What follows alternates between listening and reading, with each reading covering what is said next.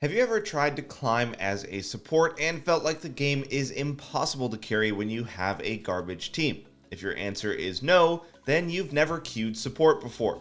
If you answered yes, then you'll be able to relate to our challenger player Hector, who we sent to play some games around Plat Elo to show us how to carry a terrible team. Let's quickly listen into his painful experience. We should just let this crash, by the way. I could very easily hit this wave, but we're not going to hit level 2. What am I watching? Yeah. Because they're on dragon, this might be okay. Doesn't seem like we're going to fight it. I really don't want to. I don't think dragon matters, but if he's going, he's going. Yeah, he's dead. Maybe I can play around my nocturne. Never mind. In games like this where there's nobody doing well on your team and everybody is running it down and you're just the support, it obviously feels hopeless. After all, your role is designed to support your teammates. So, what do you do if you have a worthless team that isn't worth supporting? Well, in today's guide, we're going to teach you how to play out absolute nightmare games, and instead of forfeiting at 15, you'll instead make even the worst of teammates look good. We will also be testing your knowledge along the way to see if you can make challenger level choices when there's seemingly no good decisions to make. So let's get started. To kick things off, let's take a look at a level 1. Hector wanted to let the wave push to him so that they can play safely until level 2. Once the wave has pushed to them at level 2, Leona can look for an all-in then. But we'll just pause it here for a moment so that all of our ADC friends who may be watching take note of this. Most melee supports are as useful as a melee minion at level 1, so please don't lose your whole health bar when it's 1 versus 2. Also, as we heard from the commentary, Hector could have hit the wave with his relic stacks to kill these 2 melee creeps, but you need 3 melees from the second wave to hit level 2, which the enemy was ahead of in tempo due to being a ranged support matchup versus melee. I could very easily hit this wave, but we're not going to hit level 2. What am I watching? Yeah. Like, me hitting the wave doesn't do anything, by the way, because we can't hit level 2. And we shouldn't be contesting. Look how fast they crashed the wave. They would have crashed this, and now we'd be hitting level 2 with full HP and the game would be over. Anyway, with Kai'Sa being pretty much dead just as Leona has now hit level 2, it's time for our first question. What would you do if you were Leona here?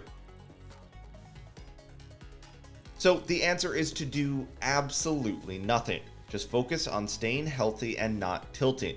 There is nothing Hector can do now. He's playing an engaged support with nobody to engage with.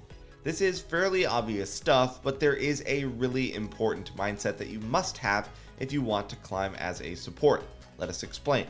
Why is lane already over for Hector and his Kai'Sa? Because his Kai'Sa sucks, right? She played terribly, and there's no denying that. Cool, so we agree that Kai'Sa sucks.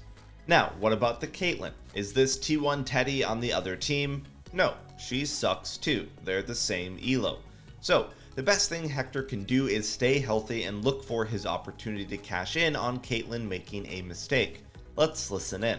Yeah, there's nothing you can really do about that. I mean, the first few levels as an engaged support, you really can't do anything, right? It's just on your ADC to not grief the game, like this Caitlyn griefing the game. I'm not going to use Ignite. There's no real point in using it.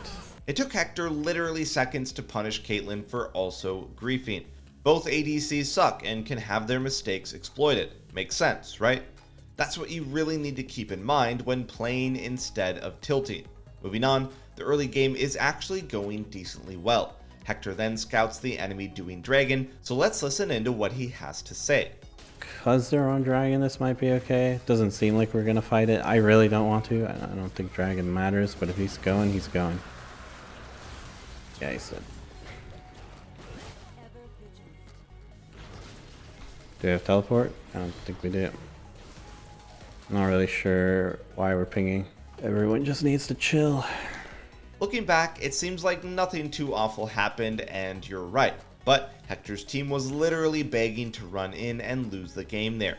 Notice how not only does the Zac go in and try to fight, but his teammates are also spam pinging for assistance. They want Hector to initiate a 3v4. But Hector doesn't do that because he's a patient cowboy. Believe it or not, we have a video dedicated to being a good cowboy which you can check out. But the TLDR is this: you should think of your teammates as lost cows who can't find their way to the river. Your job is to be the cowboy and wrangle them up safely to the river, also known as the enemy nexus. Instead of listening to his teammates' directions to stampede into an unwinnable fight, Hector knew it's a bad engage to take and told everyone to back off. So let's see what he does next. Everyone just needs to chill. Yeah, we have a kill opportunity here with the wave slow pushing into them. I don't think we need to be clearing that vision. We're giving up a lot of power here, or control. Really wish Kaisa had W right now. Not bad. Safe to say Hector is hard carrying lane and keeping his team from making dumb decisions. Now it's time to clean up Lulu. Now I just walk with this guy. There's nothing he can do. I mean, I shouldn't miss my E like that, right? But are you serious? Oh my god, I'm so f***ing bad.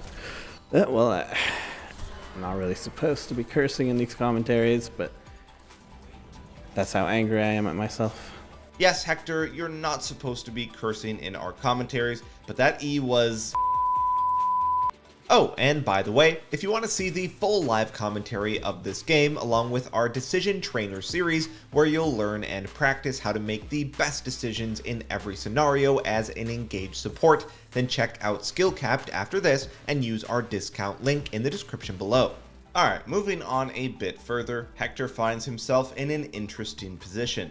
Since the enemy team was capturing the dragon with their fed Viego, Kaisa managed to shove in the bot lane wave.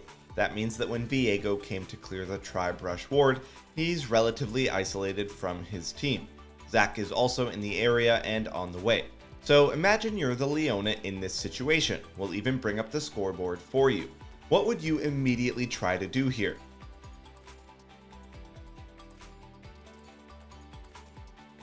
What? No, God. No, no, no, no, no, no, no. That guy 1v3s us. Let us not. If one of your immediate thoughts was to try and burst Viego really quickly, you're not entirely wrong. Viego was indeed slightly isolated from his team. If Hector and his team got a clean engage on him, he might die before Lulu and Caitlyn got there to help out. But you've got to remember the main premise behind this guide. Should we really be trusting the Kaisa here? Not only that, but killing this Viego instantly would require a really clean engage. If anything went wrong, Lulu gets there, ults him, and as Hector said, they would get blasted. More importantly, you've got to really think more like a Redditor does in a situation like this.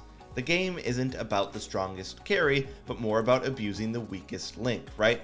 Why willingly walk into someone who is fed in the hopes of scoring a shutdown when you can easily pick off their underperforming teammates over and over again with zero risk? We see this mentality come up yet again a bit later into the game. Viego had been shadowing his bot lane for a while at this point, which tilts Hector a bit, who wants to spam kill his opponents. Viego is still here, my god. A bit later, his teammates take that as an invitation to initiate a fight against, again, the most fed Viego of all time. No, please. It's so obvious. Okay, I mean, unless they giga grief it. Fight overall ends up being 2 for 2, but there was an important decision made in the middle of it that we want to address. It was this moment here at the beginning of the fight where Hector could have easily just gone in and CC'd Caitlyn to guarantee that she went down. Why do you think he opted into killing Lulu here instead? He answered this type of mindset later in the commentary. There's nothing we can do. You'll see that as an engaged support, a lot of people tell you, like, just go in and for your team and die, but, like, honestly, like, I'm not going to go in and die for people who are probably going to die anyways. It's better to just keep my own life and stay on the map and do what I can with the people who are left alive.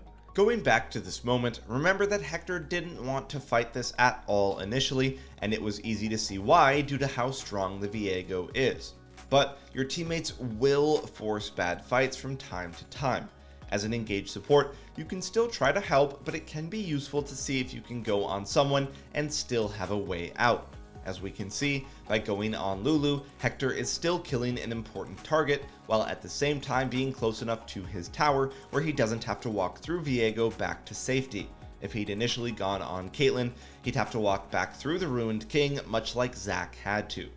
There's immediate payoff to this mentality of preserving his own life, over trying to save people who don't want to be saved.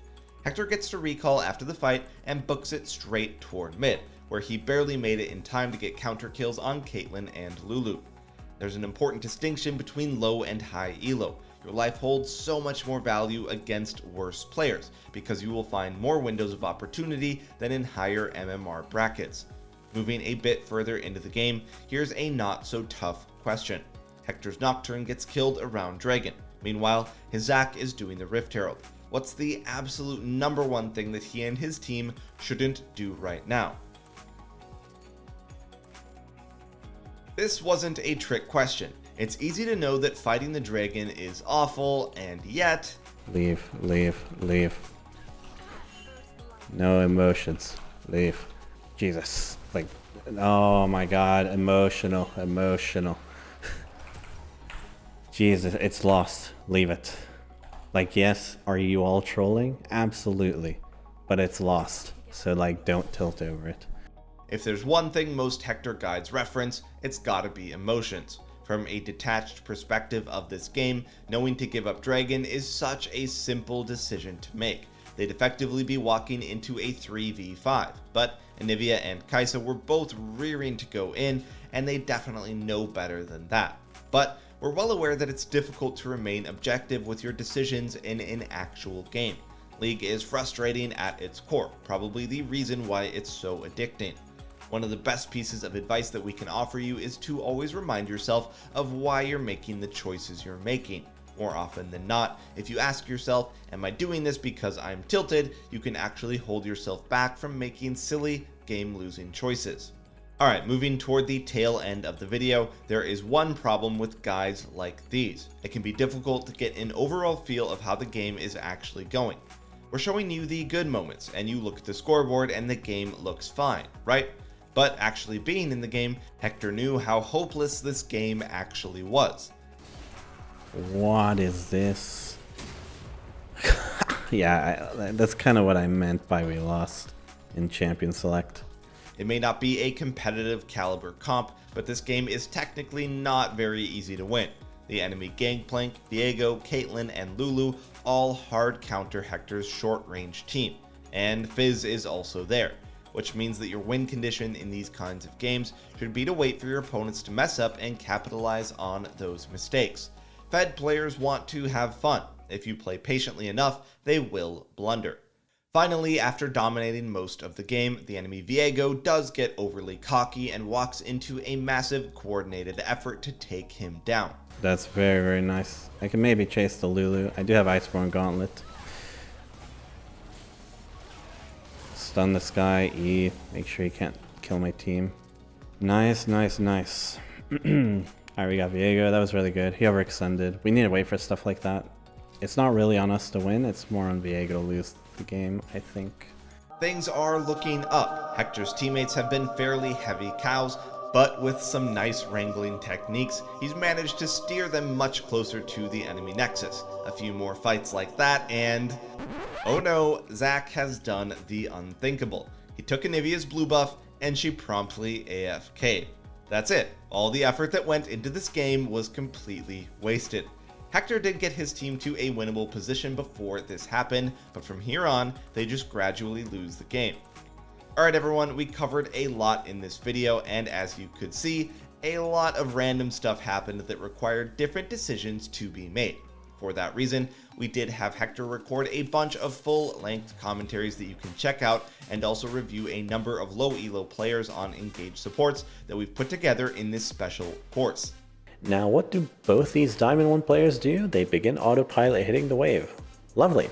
In these guides, you're presented with different scenarios and are given the opportunity to think about what the best decision is and why. Then, Hector and our other challengers run you through all the possibilities and explain how to make the best decision in any situation. Be sure to head over to SkillCapped to check it out. And remember, we have a 5-division rank up guarantee when actively using our service, so there's absolutely no risk. Thanks for watching, and we'll see you next time.